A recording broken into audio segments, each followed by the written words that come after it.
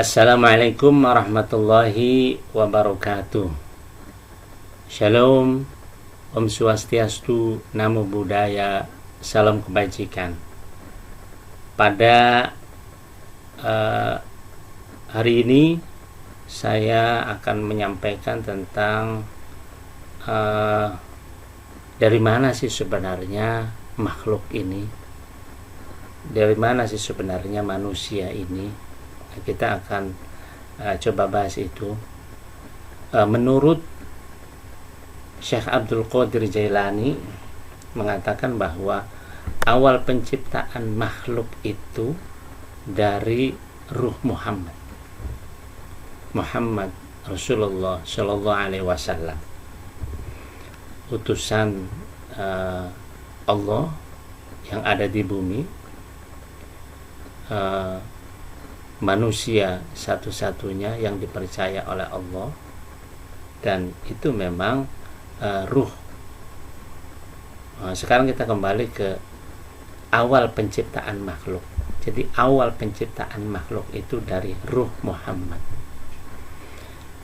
Awal dari ruh Muhammad, jadi ada hakikat Muhammad. Hakikat Muhammad itu ada 4. Jadi yang dimaksud ruh Muhammad itu hakikatnya Muhammad sebagai awal penciptaan seluruh makhluk, dan seluruh makhluk di bumi, di dunia, semua itu berawal dari ruh Muhammad. Nah, hakikat Muhammad itu ada ruh, ada nur, ada pena, dan ada akal. Ada 4 ya. Yang pertama ruh. Ruh itu artinya agar hidup. Yang kedua nur. Nur itu cahaya. Cahaya itu yang menerangi agar tidak gelap dari menuju Allah. Lantas ada pena. Pena itu pentransfer ilmu dari Allah ke makhluk. Dan yang keempatnya adalah akal. Akal merupakan wadah dari Allah untuk ditransfer segala sesuatu, pemikiran, ilmu, informasi, dan lain sebagainya. Itu wadahnya adalah akal. Jadi yang dimaksud hakikat Muhammad adalah yang pertama ruh, yang kedua nur, cahaya, yang ketiga pena, dan yang keempat akal. Lantas setelah itu saripati alam semesta, saripati dari semua itu yang dijadikan alam semesta. Yang dijadikan alam semesta. Jadi perwujudan dari alam semesta ini dari hakikat Muhammad tadi. Nah, setelah 4000 tahun baru Allah membuat Arsy. Setelah Arsy jadi, baru Allah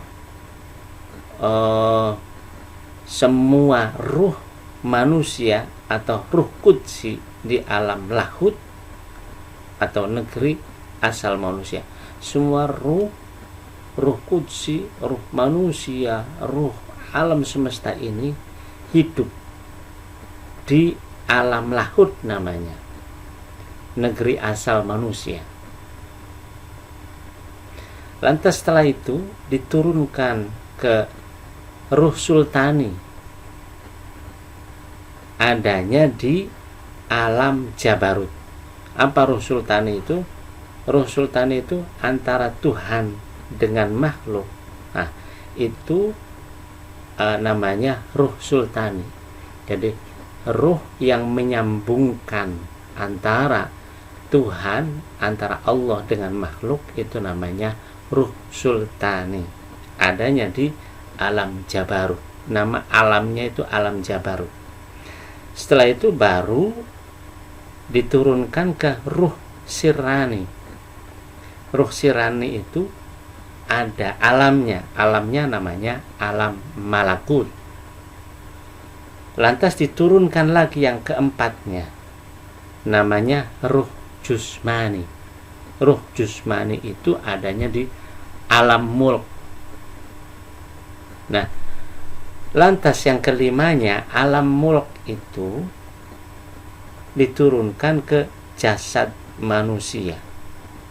Nah, di situ yang dimaksud alam dunia. Alam dunia dan seisinya, jasad manusia. Jadi jasad manusia atau ruh yang ditiupkan sehingga jasad manusia itu hidup, itu dari ruh Muhammad masuk ruh Muhammad yang ditiupkan ke manusia dan seluruh alam semesta di alam lahut, baru ke alam Jabarut, baru ke alam malakut, baru ke alam mulk, dan barulah ke alam terendah, yaitu jasad manusia atau dunia seisinya ini. Itu asal muasal seluruh makhluk.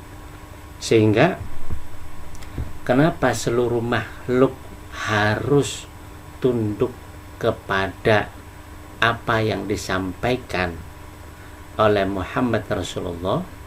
Karena seluruh alam semesta ini berawal dari sana. Alam semesta ini semuanya berawal dari ruh Muhammad. Asal mula penciptaan makhluk, manusia, bumi, langit, seisinya alam semesta ini berawal dari ruh Muhammad. Untuk itu ketika Allah meniupkan ruh Muhammad kepada Muhammad Rasulullah bin Abdullah, inilah semua apa yang dia katakan, semua apa yang disampaikan, diamnya, tingkah lakunya, apa yang dia kerjakannya, semua itu menjadi suri tauladan, semua itu menjadi contoh.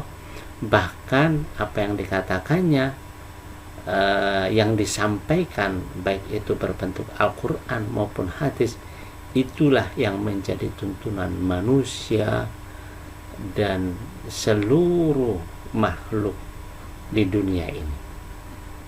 Itu awal mula diciptakannya ruh Muhammad sebagai asal muasal dari seluruh makhluk di bumi, termasuk manusia.